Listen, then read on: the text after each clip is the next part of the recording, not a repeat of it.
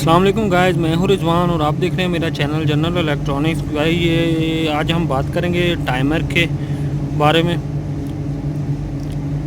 जो H we AC में use होते हैं टाइमर, उनके बारे में बात करेंगे। तो मोस्टली एसीओं में आपने देखा होगा ये टाइमर नॉर्मली यूज़ होता है। इसके अलावा ये टाइमर जो है चिलर में यूज़ होता है और ये वाला टाइमर जो है पैकी यूनिट में यूज़ हो रहा है। तो मुख्तलिफ़ जगह पे मुख्तलिफ़ टाइमर यूज़ होते हैं। तो आज हम बात करेंगे कि टाइमर होते क्या हैं और इनका लगाने का मकसद क्या है एसी में, HVAC में। तो गाइस ये जो एसी में टाइमर यूज़ होते हैं वो ऑन डिले टाइमर होते हैं और इनका लगाने का ये मकसद होता है कि कोई ऐसा थर्मोस्टेट या ऐसा पीसी बोर्ड जो कि डायरेक्ट कंट्रोल निकाल देता है, तो उसकी कंट्रोल में हम लोग ये टाइमर यूज़ करते हैं ताकि कोई भी जो थर्मोस्टेट है या पीसी बोर्ड है वो दोबारा यानी ऑन ऑफ करे एट अ टाइम, यानी वो एक दो दफ़ा एक ही टाइम में जब ऑन करें ऑफ़ करें तो डायरेक्ट पावर आ जाती है और हमारी जो भी लोड हो, यानी एसी में कंप्रेसर होगा, आउटडोर होगा, तो वो एक दफ़ा ऑन होगा, जब स्टार्ट करेंगे दोबारा बंद करेंगे, दोबारा उसी टाइम ऑन करेंगे तो वो स्टार्ट नहीं होगा और एम्पेयर ज़्यादा करके ट्रिप हो जाएगा, हीटअप हो जाएगा, या कोई भी एम्पेयर ज़्यादा करेगा वायर जलने का चांस होता है, कोई भी फॉल्ट आने का चांस होता है। तो उनमें हम ये टाइमर यूज़ करते हैं ताकि जब कोई भी जो है यूज़ करे थर्मोस्टेट को या पीसी बोर्ड को डायरेक्ट ऑन ऑफ करे, तो जब भी कंट्रोल आए, कंट्रोल जो है वो रुक जाए, कुछ टाइम बाद जाके कंट्रोल जो है हमारे आउटडोर में कंप्रेसर को स्टार्ट करे। और गाइस इनका हम प्रैक्टिकल करके भी देखेंगे। तो गाइस अगर उससे पहले मेरे चैनल को सब्सक्राइब नहीं किया तो मेरे चैनल को सब्सक्राइब कर लें और बेल आइकन को ज़रूर दबा लें ताकि नेक्स्ट आने वाली वीडियो का नोटिफिकेशन आप लोग को मिल जाए। HVAC से रिलेटेड वीडियो मैं अपलोड करता ही रहता हूँ। तो गाइस ये टाइमर हम लोग सबसे पहले देखेंगे, इसको प्रैक्टिकल करके देखेंगे। तो प्रैक्टिकल करने के लिए मैंने एक छोटा सा सिस्टम बनाया हुआ है। ये हमारे पास एक मोटर है, एक मैग्नेट कॉन्टैक्टर है, इसके अलावा ये थर्मोस्टेट है और इसके साथ हमने टेस्टर लगा के तो यहाँ पे लगाया हुआ है ऑन करने के लिए। गाइस ये हमारे पास सिंगल पोल कॉन्टैक्टर है।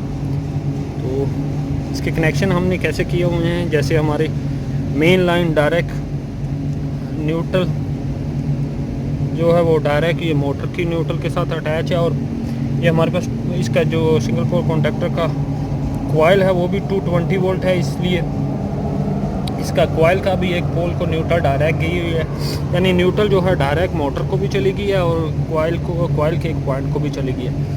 और फेस जो है वो हमने ये मैग्नेट कॉन्टैक्टर में से कट करवाया हुआ है। इधर देखें फेस लगाया हुआ है और मोटर का फेस दूसरी साइड में लगाया हुआ है और दरमियान में ये थर्मोस्टेट यूज़ किया हुआ है कि ये यानी अगर स्प्लिट यूनिट वगैरह में पीसी बोर्ड होता है, बड़े यूनिटों में थर्मोस्टेट होते हैं, तो हमारे पास एक थर्मोस्टेट पड़ा था, इसको यूज़ किया हुआ है। यानी जो मैग्नेट कॉन्टैक्टर का दूसरे पोल न्यूट्रल तो हमने डायरेक्ट लगा दी, फेस जो है वो डायरेक्ट इसके थर्मोस्टेट में जा रहा है और थर्मोस्टेट से निकल के तो मैग्नेट कॉन्टैक्टर में जा रहा है। गाइस ये थर्मोस्टेट है, जैसे ही हम ये थर्मोस्टेट डायरेक्ट जो है पावर निकाल देता है। तो ऐसे चाइना के कुछ यूनिवर्सल पीसी बोर्ड हैं वो भी डायरेक्ट पावर निकाल देते हैं। तो जैसे ही हम इसे ऑन करेंगे तो आप देखें मैग्नेट कॉन्टैक्टर पकड़ने हो जाएगा और डायरेक्ट ये ऑन हो जाएगा। तो गाइस इस थर्मोस्टेट को ऑन करके मैं आप लोग को दिखाता हूँ। ये हमारी मोटर है, ये इसको ऑन किया तो इसने हमारा जो लोड है वो डायरेक्ट ऑन कर दिया, मैग्नेट कॉन्टैक्टर डायरेक्ट पकड़ लिया। तो ऐसी जगहों पर ही जो टाइमर है वो यूज़ किए जाते हैं ताकि जो हमारी कंट्रोल है वो थोड़ा टाइम दोबारा, यानी इसको एट अ टाइम हम ऑन ऑफ करेंगे तो हमारा मैग्नेट कॉन्टैक्टर डायरेक्ट पकड़ने होगा। जितनी दफ़ा भी ऑन ऑफ करेंगे हमारा जो भी लोड चल रहा है इस पर, यानी अगर हमारा कंप्रेसर में आउटडोर में लगी हुई है तो कंप्रेसर चल रहा होगा, वो कंप्रेसर एक दफ़ा तो स्टार्ट होगा, दूसरी दफ़ा ऑन ऑफ करेंगे एट अ टाइम तो वो स्टार्ट नहीं होगा, एम्पेयर ज़्यादा करेगा, यहाँ तो कोई वायर जल जाएगी, यहाँ कोई और इशू आ जाएगा, यहाँ कंप्रेसर ख़राब होने का खतरा होता है। तो ऐसी जगहों में हम टाइमर यूज़ करते हैं। तो ये हमारा टाइमर है। अब इसको लगाने का तरीका मैं आप लोग को बता देता हूँ। एक फेस जो नीचे जा रहा होता है थर्मोस्टेट में या पीसी बोर्ड में, और वापस जो कंट्रोल आ रही होती है ये हमारी जो जाके मैग्नेट कॉन्टैक्टर को लगती है फेस वाली कंट्रोल। न्यूट्रल तो डायरेक्ट मैग्नेट कॉन्टैक्टर में लगी होती है। जो फेस जो है नीचे जा रहा होता है इंडोर में या थर्मोस्टेट में, और वापस जो कंट्रोल वायर आ रही होती है उसको हम दरमियान से काट लेंगे। काट के ये हमारे पास टाइमर है, टाइमर के 2 पोल हैं। इन दोनों पोल के जब काटेंगे तो ये 2 वायरें बन जाएगी, और इन दोनों पोल पे हम एक एक वायर लगा लेंगे। तो मैं लगा के आप लोग को दिखा देता हूँ। और एक और बात बता दूँ गाइस, इस टाइमर में ये दरमियान में आपको छोटी सी वायर नज़र आ रही है। अगर हम इस टाइमर को 24 वोल्ट पे यूज़ करना हो, यानी कंट्रोल हमारी जो मैग्नेट कॉन्टैक्टर है 24 वोल्ट का हो, तो इस वायर को ऐसे ही रहने देना है। और 24 वोल्ट का एक पॉइंट जो डायरेक्ट मैग्नेट कॉन्टैक्टर में लगा होगा, और दूसरा जो 24 वोल्ट की वायर होगी वो एक इधर से लगाएंगे और इधर से निकाल के मैग्नेट कॉन्टैक्टर को लगा देंगे। लेकिन हमारे पास जो मैग्नेट कॉन्टैक्टर है वो 220 वोल्ट है, इसलिए 220 वोल्ट पे इसको यूज़ करने के लिए हम ये वायर जो है दरमियान से कट कर देंगे, तो 24 वोल्ट पे ऑपरेट होगा। तो मैं कनेक्शन करके फिर आप लोग को दिखाता हूँ।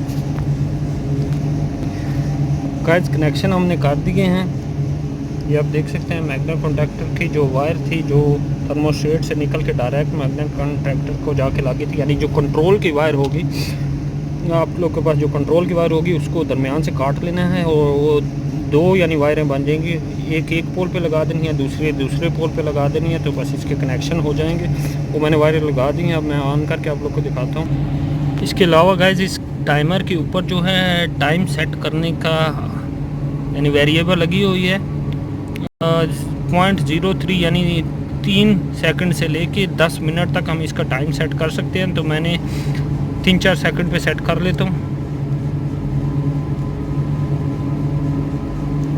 गाइस 3-4 सेकंड में मैंने इसे सेट कर लिया है, तो मैं ऑन करके आप लोग को दिखाता हूँ। ये देखिए मैंने थर्मोस्टेट को ऑन कर दिया, और कुछ टाइम बाद हमारी मोटर जो है वो ऑन हुई। मैं दोबारा इसको एक दफ़ा ऑन करके आप लोग को दिखाता हूँ। थोड़ा जो टाइम है उसका ज़्यादा करता हूँ टाइमर का। गाइस टाइमर के मैंने कुछ सेकंड ज़्यादा किए हैं, तो अब देखते हैं। मैंने ये थर्मोस्टेट को ऑन कर दिया, हमारा लोड ऑन नहीं हुआ, देखिए कुछ सेकंड बाद ऑन हुआ है। दोबारा एक दफ़ा ट्राई करते हैं।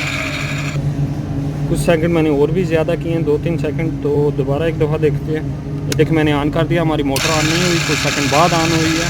तो बेसिकली इसका लगाने का मकसद यही होता है कि हम जो है हमारा जो कंट्रोल है वो आए, तो ये एक हमारा कंप्रेसर जो है वो कुछ टाइम बाद ऑन हो, यानी 1-2 दफ़ा जब भी हम एट अ टाइम 2-3 दफ़ा कोई भी ऑन करे इसी को, तो जो हमारा लोड है, जो हमारा कंप्रेसर है वो एट अ टाइम स्टार्ट ना हो, क्योंकि दोबारा स्टार्ट करेंगे तो कंप्रेसर स्टार्ट नहीं होता, प्रॉब्लम होने का खतरा होता है। तो इसलिए हम टाइमर यूज़ करते हैं। दोबारा एक दफ़ा ऑन कर लेते हैं। ये देखिए ऑन कर दिया, मोटर ऑन नहीं हुई, कुछ सेकंड बाद ऑन होगी।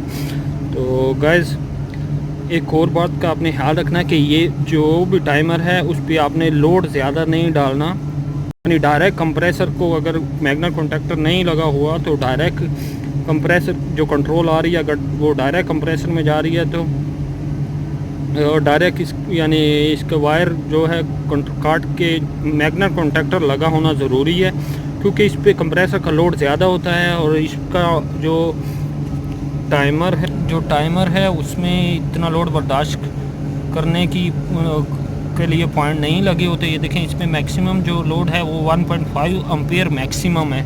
तो हमारे कंप्रेसरों का जो लोड है वो 3-4 एम्पियर से ज़्यादा होता है। ये देखें कुछ सेकंड बाद जो हमारा अब लोड है, मोटर है वो ऑन हुई है, आपको आवाज़ भी आ रही होगी।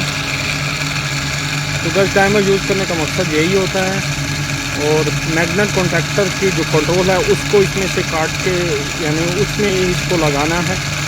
कभी भी डायरेक्ट कंप्रेसर इस पर ऑपरेट ना करवाएं, क्योंकि ये उसी टाइम ये जल जाएगा, लोड ज़्यादा होगा। इसका जो बर्दाश्त करने की सलाहियत है वो 1.5 एम्पियर मैक्सिमम है। तो कंप्रेसरों का लोड जो है आउटडोरों का लोड ज़्यादा होता है, तो इस पर ऑपरेट करवाएंगे तो ये जल जाएगा। इसके अलावा कुछ और हैं, उन सब के कनेक्शन थोड़े और मेरे पास इधर हैं, इनके कनेक्शन थोड़े अलग अलग होते हैं, लेकिन काम इनका यही होता है कि जब भी हमारी कंट्रोल आए उसको कुछ टाइम तक, जितना टाइम हमने सेट किया होगा उसको रोक के रखें, और फिर आगे कंट्रोल को फॉरवर्ड करें। गाइस एक और बात आप लोग के साथ शेयर करनी थी कि जब भी ये टाइमर लगाएं, इसको हमेशा जो है कंट्रोल की वायर आपकी जो इंडोर से आएगी वो सेफ्टी डिवाइसेस मसलन high pressure, low pressure, overload वगैरह के अंदर से गुजर के जाएगी। जो भी सेफ्टी डिवाइस से गुजर के जाए उसके बाद ये टाइमर लगाएं, क्योंकि जब आप उसको कुछ सेफ्टी डिवाइस जो होती हैं वो रीस्टार्टेबल होती हैं, जैसा कि हाई प्रेशर स्विच है आपके सिस्टम का, किसी भी वजह से जब प्रेशर हाई होगा 450 से अबव हो जाएगा तो उसमें जो हाई प्रेशर स्विच लगा होगा वो सिस्टम को बंद करवा देता है। और जैसे ही कंप्रेसर हमारा जो सिस्टम है वो बंद होता है तो गैस वापस लो होना शुरू हो जाती है, और गैस वापस लो होती है तो दोबारा ये स्टार्ट हो जाता है और दोबारा हाई प्रेशर हो जाता है और फिर ऑफ़ करवा देता है हाई प्रेशर स्विच। तो इस तरह वो ऑन ऑफ होता रहता है।